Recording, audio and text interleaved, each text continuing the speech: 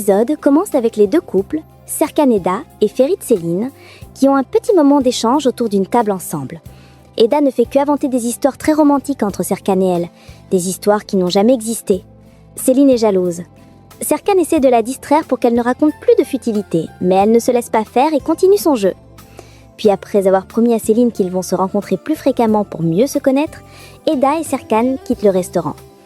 Dans la voiture, Serkan informe Eda qu'il était sérieux quand il lui a dit qu'elle était quelqu'un de bien, et ça parce qu'elle lui a donné une bonne idée pour rattraper le contrat qu'il a presque perdu à cause de Kaan. Eda, elle ensuite complimente Céline, et lui dit qu'elle comprend pourquoi il est tombé amoureux d'elle.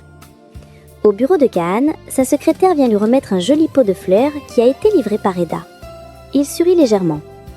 À l'entreprise de Serkan, c'est l'embrouille total. Tout le monde est embrouillé, dispersé, l'ordre qui a l'habitude d'y régner n'y est plus, parce qu'ils essayent tous de suivre l'ordre que Serkan a donné plus tôt. Serkan arrive après quelques minutes avec Eda et leur annonce la bonne nouvelle. Eda a une merveilleuse idée.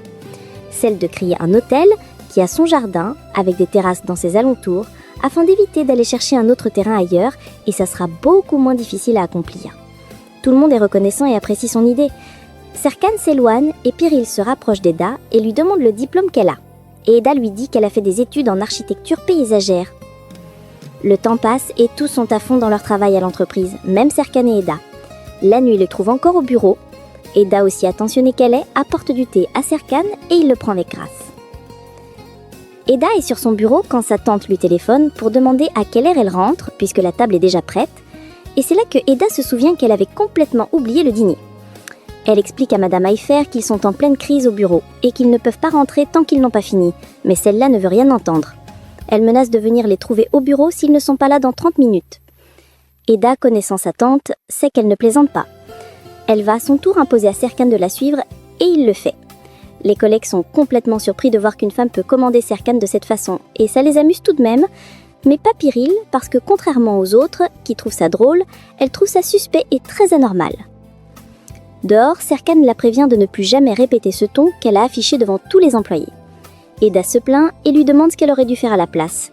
Il lui répond qu'elle aurait tout simplement pu lui demander poliment de le suivre pour aller voir sa tante et non avec tant d'arrogance.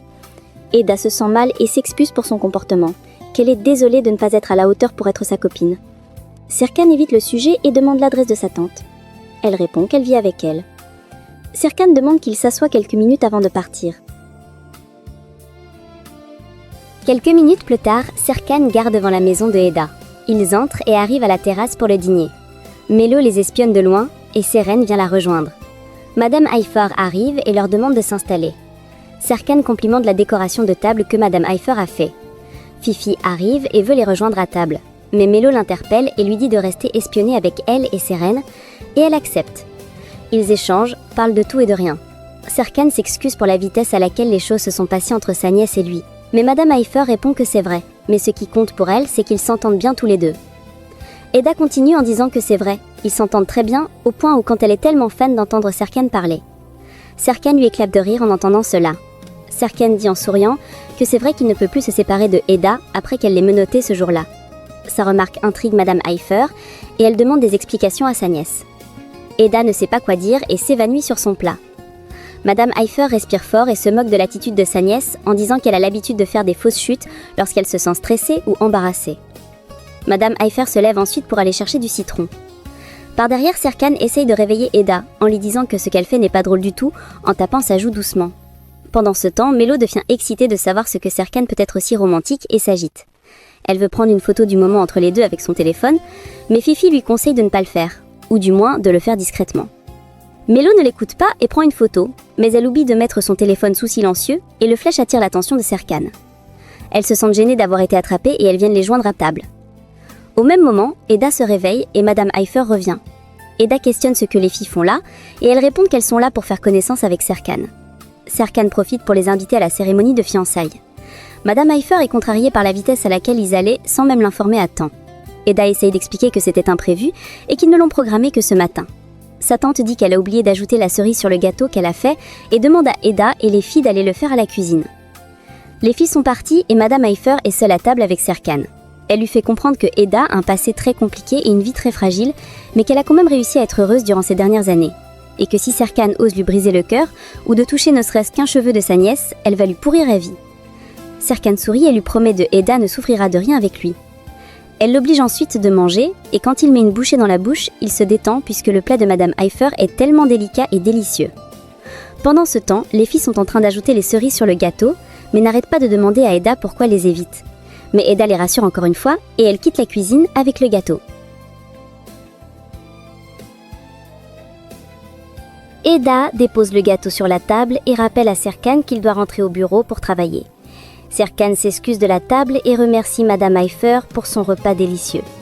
Madame Eifer propose à sa nièce de faire visiter la maison et surtout sa chambre à son fiancé, et elle le fait. Arrivée dans l'appartement, Eda lui montre toutes les pièces, y compris sa chambre qui contient ses citations de motivation personnelle qu'elle aime bien. Eda aperçoit une photo de lui sur laquelle Eda a lancé des flèches comme si il était sa cible à elle. Il se moque de l'amour particulier qu'elle a pour lui. De nouveau sur la terrasse, Serkan apprécie la simplicité et beauté de leur maison. Et Eda le remercie d'être venu parce que grâce à lui, sa tante ne sera plus trop inquiète. Il lui répond donc qu'il ne l'a fait que par respect pour le contrat. Ils se disent bonne nuit et Serkan s'en va. De retour au bureau, tout le monde est déjà épuisé. Et Anguina rappelle à Serkan qu'il se fait déjà très tard et qu'ils doivent rentrer. Serkan vérifie l'heure et accepte, mais dit que le projet doit être complet dans moins de 24 heures et se lève de la table. Par derrière, Piril dit à Anguina que lui doit rester pour continuer le travail, mais il en a marre et demande à tout le monde de rentrer. De l'autre côté, Eda est sur la terrasse, emballée dans sa couverture et profite de la fraîcheur du soir avec un sourire apaisé aux lèvres, pendant que Serkan, lui, est dans son appartement, mais toujours en train de travailler sur son ordinateur en redéfinissant sa personnalité. Le lendemain matin, Serkan est en train de sortir de la maison quand Anguine lui donne un coup de fil. Anguine se plaint qu'ils ne peuvent pas finir de faire les plans aujourd'hui, mais Serkan lui coupe la parole pour dire qu'il a déjà fini de faire les plans. Anguine est un peu surpris, mais sa surprise ne dure pas plus d'une minute de plus parce qu'il sait que Serkan est un travailleur acharné. Pendant ce temps, Madame Aydan est à fond dans l'organisation de la cérémonie qui aura lieu dans quelques heures. Serkan lui demande pourquoi elle fait ça avec autant d'exagération alors qu'il avait dit une petite cérémonie. Elle ne l'écoute même pas et lui rappelle d'aller voir son père avant d'aller au travail parce qu'il a failli faire un arrêt cardiaque quand il a su qu'ils organisent une cérémonie de fiançailles. Serkan s'éloigne. Il rejoint son père qui prend son petit déjeuner dans la cour et ils ont une petite discussion sur les choix qu'il fait récemment. Son père lui dit que ses actions peuvent affecter l'entreprise et la mettre en danger. Mais Serkan lui informe que l'entreprise est déjà en danger avec ce que Céline et son père font. Son père est toujours pas convaincu, mais Serkan arrête la conversation, lui souhaite un bon appétit et s'en va. De l'autre côté, Eda range les pots de fleurs dans le magasin de fleurs. Elle s'interroge sur la situation dans laquelle elle se trouve et se demande pourquoi Serkan est si mystérieux. Elle a remarqué qu'il s'est construit une barrière émotionnelle qui l'empêche d'exprimer comment il se sent.